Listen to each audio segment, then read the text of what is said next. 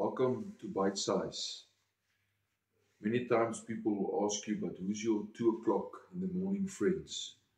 When you and I are in a crisis, who's the people we call?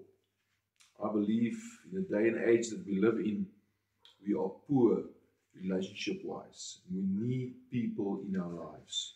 From the beginning, God works as a team, Father, Son, and Holy Spirit.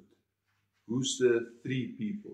Who's the 4 people in your life that are there in your darkest hour when the crisis hits to make sure that you don't do life alone?